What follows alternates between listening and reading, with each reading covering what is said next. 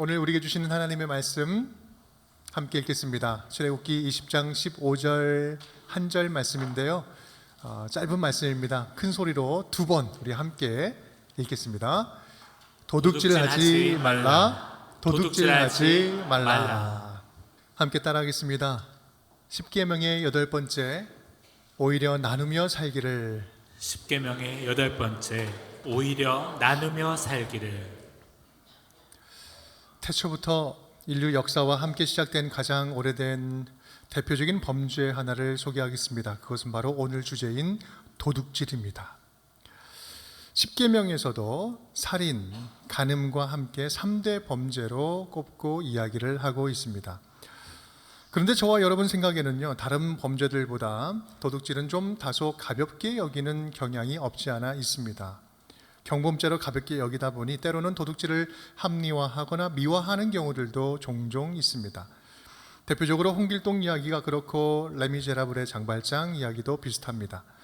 착한 일을 위해서 악한 자들의 물건을 훔쳐서 나눠준다. 내용은 그럴싸하지만 그것은 당시 사회 문제를 풍자하는 작품의 설정이지요. 장발장의 이야기도 마찬가지입니다. 그 작품들 안에는 분명 사회적인 부조리를 고발하는 의미 있는 내용도 있지만 그렇다고 해서 이 도둑질 행위 자체를 합리화하거나 정당화하거나 해서도 안 되고 할 수도 없습니다. 누가 뭐래도 도둑질은 인간 사회의 질서를 해치는 범죄의 아주 기초, 근본이 되기 때문에 그렇습니다. 그런데 우린 그러한 도둑질에 대해서는 왠지 떳떳하고 자신 있어 합니다. 왜냐하면 실제로 우리들 살아가는 일상에서 누군가의 물건을 이렇게 훔치는 일, 실제로 눈에 보이게 훔치는 도둑질은 그렇게 많이 하지 않고 있기 때문에 그렇습니다. 그렇다면 오늘 도둑질하지 말라라는 이 계명의 말씀이 그렇게 그냥 가볍게 넘어갈 수 있는 만만한 말씀일까요? 오늘은 도둑질에 대해서 한번 성경적인 의미를 구체적으로 함께 살펴보면서 우리의 몸과 마음이 말씀 앞에 다시 한번 정직하게 반응하는 그런 복된 시간 될 수 있기를 간절히 기대해 봅니다. 먼저 오늘 본문에서 말씀하시는 주제, 이 도둑질의 의미, 도둑질은 무엇을 의미하는 것일까? 히브리어 단어를 보면 가납이라는 단어인데 이 단어는 단순히 물건을 훔친다라는 의미 외에 또 많은 의미가 있어요. 그 이상의 의미가 있습니다. 남몰래 훔친다라는 의미 외에 사람을 상대로 할 때는 배신하다라는 뜻이 담겨져 있고요, 사람과의 관계를 파괴한다라는 뉘앙스가 진하게 담겨져 있는 단어예요. 즉 간압은 물건을 훔치는 행위뿐만 아니라 사람 사이의 신뢰를 허무는 행위일 뿐만 아니라 더 나아가서는 하나님의 소유권을 침해하는, 침범하는, 무시하는 불경스러운 행동이다라는 말씀이에요. 그런 면에서 도둑질은 우리가 생각하는 것보다 훨씬 더 심각한 문제예요. 절대로 가볍게 넘어가서는 안 되는 이 마음속에 깊은 죄악의 뿌리와 같은 범죄라는 말씀입니다. 그렇다면 오늘 계명의 말씀을 우리는 어떻게 실제로 우리의 삶에 적용하면서 살 수 있을까? 첫 번째 우리 함께 따라하겠습니다. 도둑질은 가까운 곳에 있습니다. 도둑질은 가까운 곳에 있습니다. 우리는 도둑질에 대해서 정말 자유로울 수 있을까? 실제 성경은요, 도둑질이 그렇게 우리의 일상에서 먼 곳에 있지 않다고 말씀을 하십니다. 먼저 우리 인간관계 속에서 발생될 수 있는 도둑질에는 어떤 것들이 있을까? 성경은 뭐라고 말씀하고 있을까? 성경은요, 이 정직하지 않은 부당한 거래, 부당한 상거래는 다 도둑질이라고 이야기를 합니다. 레위기 19장은 이렇게 이야기하고 있죠. 너희는 재판할 때나 길이나 무게나 양을 잴 때 불의를 행하지 말고 공평한 저울, 공평한 추, 공평한 에바, 공평한 흰을 사용하라. 공평한 반복적으로 이야기하는데 공정하게 거래하라라는 말씀이죠. 물건을 사고 파는데 저울이 공정하지 않다? 여러분, 이것은요 부정축제의 상징적인 표현입니다. 개인 사업이든지 공무원이든지 일반 직장인이든지 속임수로 얻는 이득이나 정직하지 않은 이윤 추구는 모두가 다 명백히 도둑질이다라고 말씀하고 있는 것입니다. 사업하는 입장에서 노동자들의 임금을 체불하는 것도 도둑질이에요. 신명기 24장 15절은 이렇게 이야기합니다. 함께 읽어볼까요? 그 품삯을 당일에 주고 해진 후까지 미루지 말라. 이는 그가 가난함으로 그 품삯을 간절히 바람이라. 그가 너를 여호와께 호소하지 않게 하라. 그렇지 않으면 그것이 내게 죄가 될 것입니다. 아멘. 오늘날 우리 사회는요, 갑을 관계로 맺어진 계약들이 참 많이 있습니다. 그 가운데에는 노예 계약처럼 노동력을 착취하고 마땅히 줘야 할 대가, 마땅히 줘야 할 임금을 체불하는 경우들도 많죠. 그건 핑계할 여지가 없이 하나님 보시기에는 도둑질이다라고 말씀하고 있는 것입니다. 반대 입장에서 하는 도둑질도 있어요. 어쩌면 좀 더 많이 빈번히 일어나고 있는지도 몰라요. 일하는 사람이 두세 시간이면 충분히 다 마칠 수 있음에도 일당이나 근무수당을 더 받으려고 시간을 불려서 거짓으로 보고를 하거나 그렇게 이득을 취득한다면 그것도 심각한 도둑질이 되는 겁니다. 엄연한 근무 시간에 다른 일로 시간을 보내거나 회사의 공적인 물건을 마음대로 사용한다면 여러분 그것도 도둑질이에요. 교회도 예외가 아닙니다. 교회 물품도 사적으로 유용한다면 그것은 그냥 은혜로 넘어간다 이렇게 볼 일이 아니라는 거죠. 교회 안에서 일어날 수 있는 보이지 않는 은밀한 도둑질이 될 수 있습니다. 사업하는 분들이 어떻게든 세금을 덜 내려고 이중장부를 만들고 또 세금을 적게 내고 잘 떼어먹는 것이 자랑스럽게 여긴다면 여러분 그것은 하나님 보시기에는 부끄러운 일이에요. 좀 더 말씀을 좀 나눠볼까요? 우리가 손쉽게 불법 복제하는 것도 도둑질입니다. 불법 다운로드 사이트를 잘 찾아서 아주 기가 막히게 다운 많이 받는 그런 것들, 뛰어난 실력처럼 능력처럼 자랑하기 쉬운데요. 여러분 크리스찬은 그런 거 자랑하면 안 됩니다. 그런 거 하면 안 되죠. 컴퓨터 앞에서 작은 일부터 정직해야 됩니다. 저작권도 마찬가지입니다. 얼마 전에 우리 교회에 경고장이 날라왔는데 5년 전 온라인으로 코로나 시기에 온라인으로 그 한글 폰트 한 번 쓴 것으로 소송하겠다라고 해서 연락이 왔어요. AI로 그런 것만 전문적으로 하는 곳이 이제 생긴 것 같아요.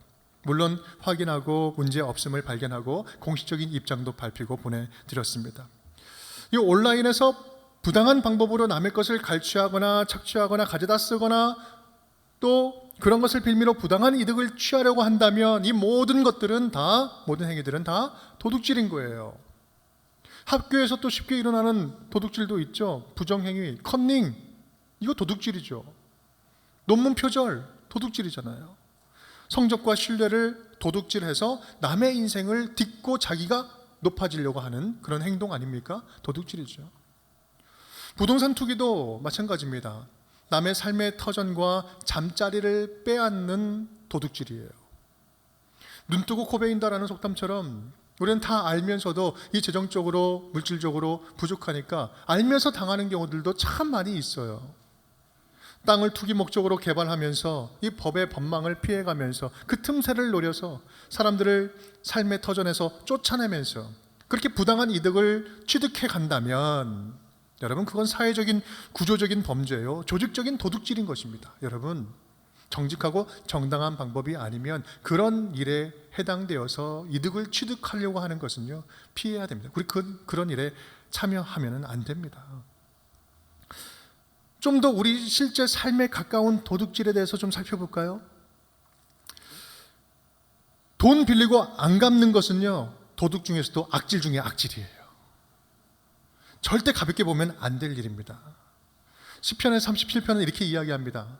악인은 꾸고 갚지 아니하나. 하나님 보시기에 이거는 악한 거예요. 악인이 하는 짓이에요. 의인은 은혜를 베풀고 꾸어주는도다. 급할 때는 간이고 쓸개고 뭐 다 꺼내놓다가 사정이 좀 괜찮아지면 갚는 것이 아까워지는 거예요.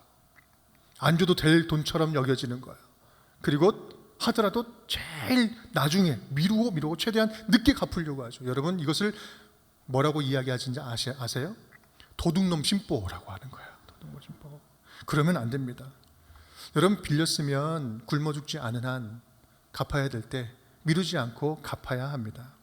작은 액수일수록 가볍게 여기지 말고 빨리 갚고 꼭 갚고 이자 쳐서 갚고 선물까지 주면서 갚고 은혜를 갚아야 됩니다. 힘들 때 도와줬잖아요. 그러면 갚아야죠. 이것은 하나님께서 그 은밀한 마음까지 다 보고 알고 계신다는 말씀이에요. 반대 입장에서의 도둑질도 있어요. 빌려주는 입장에서 이자를 높게 쳐가지고 고리대금 받는 거, 이것도 성경은 도둑질이라고 이야기합니다. 출애굽기 22장 25절 함께 읽어볼까요? 내가 만일 너와 함께한 내 백성 중에서 가난한 자에게 돈을 꾸어 주면 너는 그에게 채권자 같이 하지 말며 이자를 받지 말 것이며. 내 주변에 있는 이웃과 형제가 너무나 힘들어서 돈을 어쩔 수 없이 빌렸는데 그 빌린 그것을 이용하려고 하는 것, 이웃의 어려움을 돈 버는 수단으로 여긴다면, 다른 사람의 어려운 형편을 돈 버는 수단으로 여긴다면 그것은 심각한 죄악이다, 도둑질이다. 돈은 사람을 살게 하고 살리는 도구이지 넘어지고 죽이는 도구가 아니다. 그렇잖아도 힘든데 이 돈 갚는 일로 더 힘들게 하지 말자. 그래서 성경은요, 할 수 있는 대로 돈 거래는, 사람 사이에서 돈 거래는 하지 말라라고 이야기를 합니다. 이 말은 돈을 그렇게 많이 빌릴 만큼 분수에 지나는 일은 하지도 말아라 라는 의미가 포함되어 있는 말씀이에요. 그래서 보증도 서지 말라고 이야기하죠. 왜요? 인간은 본래 믿을 만한 존재가 아니기 때문에 그렇습니다. 만약 부득이하게 돈을 꾸어줄 경우가 생긴다면 받을 것을 기대하지 말고 줄 수 있을 만큼 구제하는 마음으로 아예 주라라고 이야기를 하는 거죠. 그러면 시험 들 일도 없고 마음 상할 일도 없습니다. 그냥 도와주는 거예요. 빌린 것을 제때 제대로 돌려주지 않는 것도 도둑질이에요. 또 부당하게 뇌물을 주고 받는 것도 도둑질이라고 성경은 이야기하고 있습니다. 출애굽기 23장 8절 말씀, 너는 뇌물을 받지 말라. 뇌물은 밝은 자의 눈을 어둡게 하고 의로운 자의 말을 굽게 하느니라. 한마디로 말하면 이 뇌물은, 뇌물로 인하여서 누군가 분명히 또 억울한 자가 발생된다는 거예요. 이것은 누군가의 유익을 빼앗아가는 도둑질과 똑같은 거예요. 좀 더 해볼까요? 불로소득을 추구하는 어떤 경제활동도 성경은 악하다라고 분명히 말씀하고 있습니다. 사도 바울은 그래서 데살로니가 후서 3장 10절 말씀에 이렇게 이야기합니다. 누구든지 일하기 싫어하거든 어떻게 해라? 먹지도 말게 해라. 일하기 싫어하고 게으르면 먹지도 말게 해라 라고 말하죠. 왜요? 그만큼 신문대로 거두고 정직하게 살아가는 그 삶이 우리에게 허락하신 하나님의 삶이라는 거예요. 여러분 어떻습니까? 도둑질, 아직도 우리 곁에서 멀리 있는 이야기처럼 들리십니까? 사람 사이에서 발생되는 도둑질 말고 하나님을 상대로 한 도둑질도 있어요. 하나님의 것을 자기 것인 양 취하는 것을 성경은 분명히 경고하고 있죠. 말라기 3장 8절 말씀 함께 읽겠습니다. 사람이 어찌 하나님의 것을 도둑질하겠느냐? 그러나 너희는 나의 것을 도둑질하고도 말하기를 우리가 어떻게 주의 것을 도둑질하였나이까 하는도다. 이는 곧 11조와 봉헌물이라.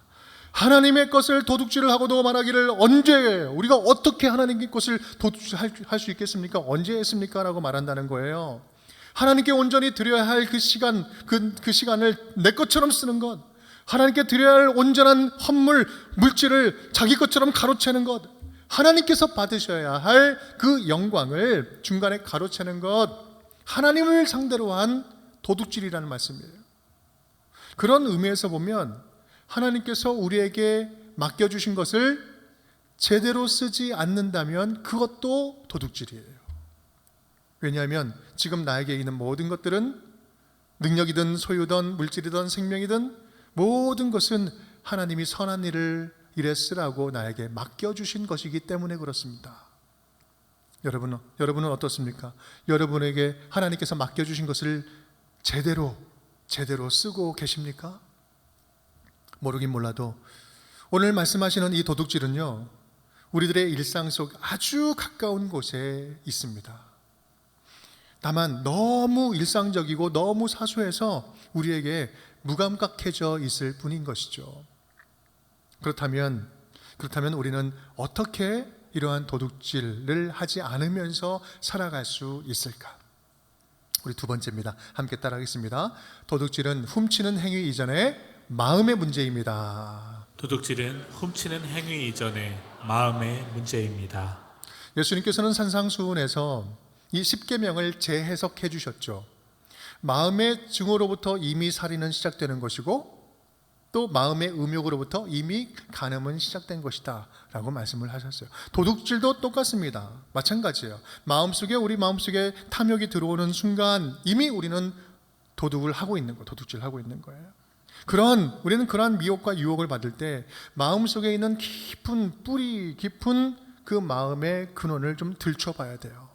우리 마음 안에 정말 그 심각한 그런 심각한 죄의 뿌리가 들어있는 거죠. 우리 세 가지 뿌리가 있는데 첫 번째 심각한 마음의 뿌리, 탐심이라는 겁니다.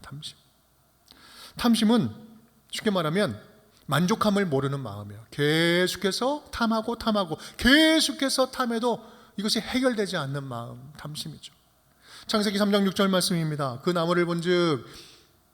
여자가 그 나무를 본즉 먹음직도 하고 보암직도 하고 지혜롭게 할 만큼 탐스럽기도 한 나무인지라. 이 선악과를 보면서 지금 여자가 느낀 거죠. 사람이 느낀 거예요.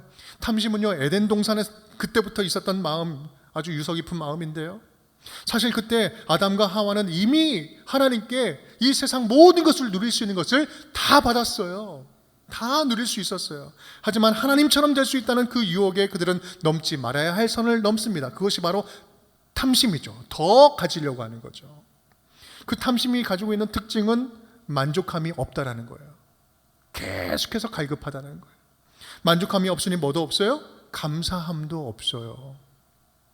계속해서 갈급하지만 계속해서 더 채워지기는 하는데 더 불만의 노예가 돼요. 왜 그럴까요? 그 이유에 대해서 우리 골로새서는 분명하게 이렇게 이야기하고 있습니다. 그러므로 땅에 있는 지체를 죽이라. 곧 음란과 부정과 사욕과 악한 정욕과 탐심이니. 탐심은 뭐다? 탐심은 뭐다고요? 우상숭배다. 탐심이라는 것은 자기 자신을 우상으로 만들어내는 것이고, 그렇게 하다가 스스로 파멸시키는, 넘어지게 하는 사단의 가장 대표적인 전략이라는 말씀이에요.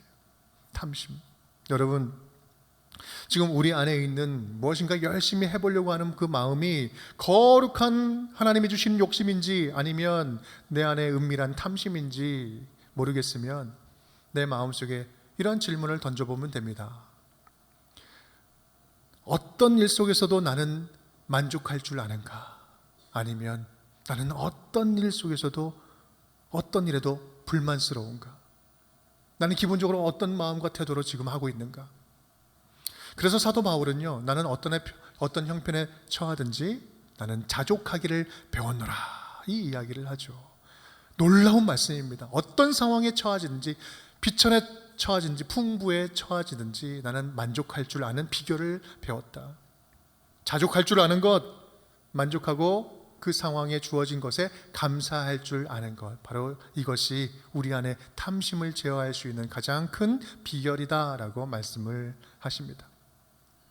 둘째로, 우리 마음에 있는 그 악한 것, 위험한 것, 그런 마음의 뿌리, 심각한 것, 두 번째는요, 의심입니다. 의심. 빌립보서는 이렇게 말씀합니다. 4장 19절 말씀 다 함께 읽어볼까요? 나의 하나님이 그리스도 예수 안에서 영광 가운데 그 풍성한 대로 너희 모든 쓸 것을 채우시리라. 아멘. 우리의 모든 쓸 것을 누가 채워주신다고요? 하나님이 채워주신대요. 우리는 분명한 선포입니다. 믿음의 고백이에요. 여러분, 사람들이 왜 도둑질을 할까요? 이 신앙인의 관점에서 볼 때요, 이 빌립보서 고백과 같은 이 하나님에 대한 믿음이 없기 때문에 그래요. 그 하나님에 대한 의심, 믿지 못함이 있기 때문이죠. 하나님이 반드시 나의 필요를, 우리의 필요를 채워주실 것이라는 확실한 믿음이 없으니까 자기 힘으로 부당한 방법을 써서라도 그것을 채우고 해결하려고 하는 거죠. 그것이 도둑질 아닙니까? 내가 해결하려고 하는 거요. 하나님에 대한 의심, 하나님을 믿지 못하는 불신, 그것이 바로 도둑질의 또 하나의 그 마음의 뿌리다라고 말씀하는 거예요. 여러분, 이런 모습을 보면 이 도둑질이라는 것은 단순하게 그냥 윤리적인 문제가 아니에요. 이건 신앙적인 문제라는 거예요. 영적인 문제라는 거예요. 세 번째, 우리 마음 가운데 있는 심각한 마음의 뿌리, 그것은 이기심이라는 거예요. 이기심, 자기중심적인 이기심. 사단이 하는 일 가운데서 가장 추악한 일은요, 세상에 가장 아름다운 것들을 가장 위험하고 가장 추악한 것으로 변질시켜버리는 것이 사단이 하는 그 일이에요. 대표적인 것이 무엇입니까? 지난 시간 함께 나누었잖아요. 성, 인간에게 주신 성, 하나님께서는 인간에게 정말 아름다운 선물로, 기쁨의 선물로 우리에게 주셨어요. 그런데 사단은 어떻게 해요? 그것을 가장 위험한 것이고 가장 더럽고 가장 추악한 것으로 변질시켜버리는 거죠. 또한 인간의 가장 지고지순한 사랑도 그렇습니다. 사랑을 변질시켜요. 이 세상에서 가장 아름다운 그 희생적인 사랑, 이 사랑을 자기 만족을 채우는 이기적인 사랑으로 변질시키면 그때부터 그 왜곡된 사랑으로 인하여서 추악한 일들이 발생되기 시작하는 거예요. 왜곡된 자기 사랑, 자기 만족을 위해서 누군가를 해하면 그것이 살인이 되는 것이고요. 내 만족을 채우기 위해서, 내 정욕을 채우기 위해서 누군가의 정조를 무너뜨리면 그것이 간음이 되는 것이고요. 내 욕심을 채우기 위해서, 내 곡간을 채우기 위해서 누군가의 소유를 뺏어온다면 그것이 도둑질 아닙니까? 이것이 바로 6번째, 7번째, 8번째 10계명에 담겨져 있는 말씀이잖아요. 다 동일하게 이어지는 말씀이에요. 세상의 모든 죄악의 뿌리를 거슬러서 올라가면 타락한 자기중심, 이기적인 자기사랑, 그것이 뱀처럼 또아리를 틀고 있다는 거예요. 내 중심적으로 시선을 바라보고 내 중심적으로 뭔가를 채우려고 하는 욕심, 그것이 마음의 가장 위험한 마음이다. 거기서부터 우리는 우리 마음을 잘 다시 다스리기 시작해야 하는 것입니다. 사랑하는 여러분, 그렇습니다. 오늘 도둑질하지 말라, 이 금지의 말씀은요, 단순하게 물건을 훔치지 말라라고 하는 이런 1차원적인 명령 이전에 우리가 살아가는 이 일상 속에서 내 안에서 죄를 유발케 하는 그 마음을 잘 다스리면서 살아가라. 그 마음을 잘 관리하고 관찰하면서 살아가자. 겉으로 드러나지만 않았지 지금도 네 안에서 멈추지 않는 욕심, 탐심이 있지 않느냐? 무엇인가를 계속해서 구하려고 하는 그런 욕심이 있지 않느냐? 또한 너의 모든 필요를 다 알고 채워주시겠다고 하신 그 하나님의 약속의 말씀을 너는 제대로 믿고 있기나 하냐? 진짜 하나님을 신뢰하느냐?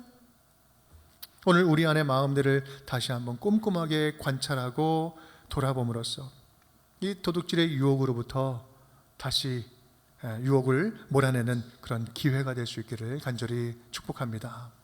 세 번째입니다. 우리 함께 마지막으로 함께 따라하겠습니다. 오히려 나누며 살라는 말씀입니다. 오히려 나누며 살라는 말씀입니다. 도둑질을 막기 위해서 마음을 잘 관리하는 것은 좋은데 그렇다면 좀 더 적극적인 방법은 없을까? 바울은요, 에베소 교인들에게 보낸 편지에 이런 말씀을 보냅니다. 에베소서 4장 28절 말씀, 함께 우리 큰 소리로 함께 읽겠습니다. 도둑질하는 자는 다시 도둑질하지 말고 돌이켜 가난한 자에게 구제할 수 있도록 자기 손으로 수고하여 선한 일을 하라. 아멘. 제가 다시 한번 읽어볼게요. 도둑질하는 자는 다시 도둑질하지 말고 돌이켜 가난한 자에게 구제할 수 있도록 자기 손으로 수고하여 선한 일을 해라. 지금 누구에게 하는 말이에요?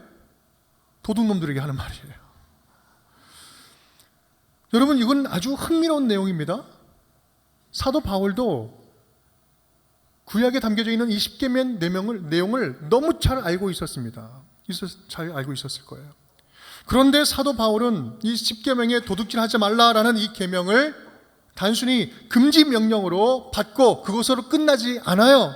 오히려 이 하지 말라라고 하는 이 금지 명령을 하라라고 하는 행동 명령으로 바꿔서 강력하게 권면하고 있는 거예요. 확대 해석해서 해보면 이렇습니다. 나에게 향해 있는, 자기에게 향해 있는 그런 자기 중심적인 이 시선을 나로 향하지 아니하고 자기보다 더 힘든 가난한 사람들에게 옮기고 시선을 바꾸고 또 우리 손을 훔치는 손이 아니라 선한 일에 쓰임받는 손으로 바꾸어라.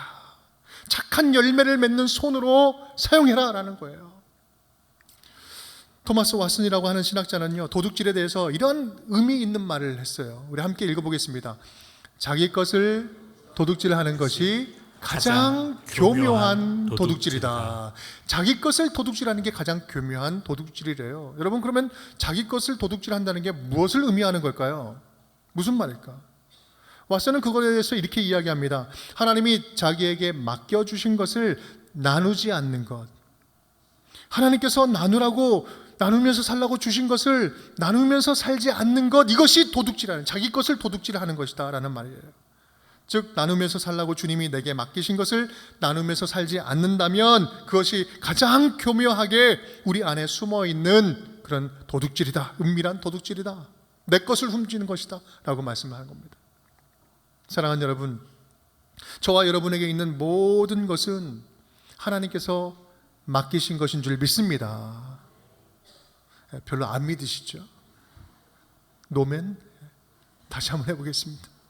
저와 여러분에게 있는 모든 것은 하나님께서 맡기신 것인 줄 믿습니다. 우리가 그것이 사실이라고 믿는다면 하나님이 우리에게 주신 건강도, 물질도, 시간도, 실력도, 능력도, 사업체도, 안정적인 직장도, 직업도, 직분도, 예술적인 재능도, 글쓰는 재능도, 재주도 흘려보내면서, 누군가에게 흘려보내면서 살아야 된다는 말씀이에요. 여러분, 그것은 그냥 믿는 자로서 해도 되고 안 되는 일이 아니라 이거는 선택이 아니라는 말씀이에요.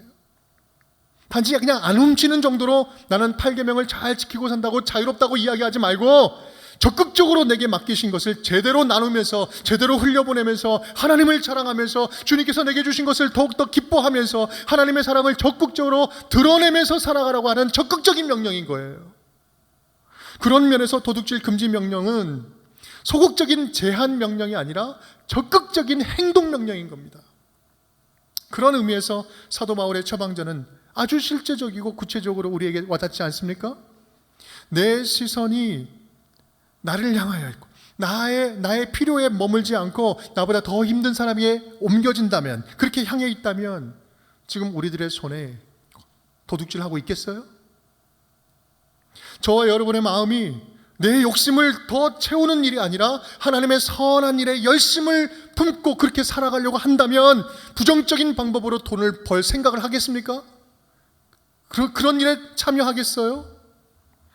저와 여러분이 하나님이 기뻐하실 선한 일을 꿈꾸고 적극적으로 살아간다면, 그렇게 하나님이 기뻐하시는 일을 위해서 살아간다면 도둑질이 손에 잡히겠어요? 도둑질할 마음이 생기겠습니까?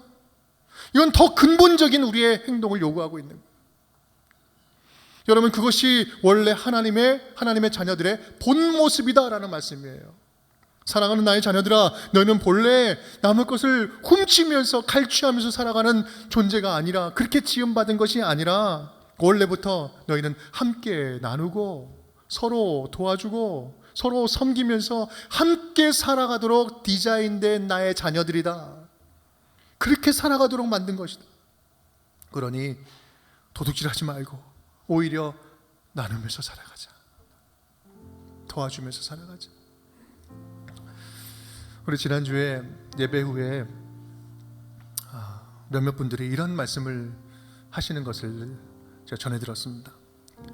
지난주에 간음 설교를 듣고 간음 설교를 들었는데 자기는 찔리는 게 하나도 없어가지고 너무나 당당했다 라고 하는 몇몇 분들의 이야기가 있었어요. 뭐 그럴 수 있죠. 이건 뭐 어쩌면 다행스러운 일입니다. 주님 주시는 말씀과 주님의 뜻에 합당한 삶을 살아낼 수만 있다면, 주님의 말씀대로 살아갈 수만 있다면 그것처럼 감사한 일이 어디 있겠어요. 그런 의미에서 오늘은 여러분에게 질문을 하나 던지면서 말씀을 마칠까 합니다. 여러분은 오늘 8번째 계명, 도둑질 하지 말라 라는 이 계명 말씀 앞에 정말 당당하십니까? 정말 자유로우십니까? 하나도 안 찔리고 떳떳하시다면 정말 다행입니다. 다만 바라기는 그 마음이 계속 변하지 아니하고 실제의 삶으로 이어졌으면 좋겠어요. 그런 삶을 살아냈으면 좋겠습니다. 오늘 말씀 가운데 혹시 찔림이 좀 있으셨다면 여러분, 그것도 너무 큰 다행이에요. 더 큰 다행입니다. 내가 알지 못하는 사이에 죄된 습관을 반복하고 하면서 살진 않았는지, 그 자꾸 반복적으로 넘어지는 그것은 무엇인지 곰곰이 자기 자신을 돌아보면서 다시 돌이킬 수 있는 기회가 될 수 있기를 간절히 바랍니다. 도둑질이란 이 죄에 대해서 나의 감수성은 무뎌 있지는 않았는지 꼼꼼하게 돌아보고 정직한, 하나님 앞에서 떳떳한 정직한 삶이 회복될 수 있는 기회가 될 수 있기를 간절히 바랍니다. 빌린 돈도 오늘 넘기지 말고 꼭 갚으시길 바랍니다. 그렇게 마음을 다스림으로 단순하게 훔치지 않는 그 정도의 순종, 훔치지 않는 소극적인 순종으로 만족하는 것이 아니라 하나님의 선한 일에, 오히려 하나님의 사랑을 도와주고 나눠주고 흘려보내는 그 선한 일에 적극적으로 쓰임받고 적극적으로 주님의 일에 동참하는 우리 운정의 모든 식구들 될 수 있기를 주님의 이름으로 축복합니다. 함께 따라하겠습니다. 도둑질하지 말라. 도둑질은 가까운 곳에 있습니다. 한 곳에 있습니다. 도둑질은 훔치는 행위 이전에 마음의 문제입니다. 도둑질은 훔치는 행위 이전에 마음의 문제입니다. 오히려 나누며 살라는 말씀입니다. 오히려 나누며 살라는 말씀입니다.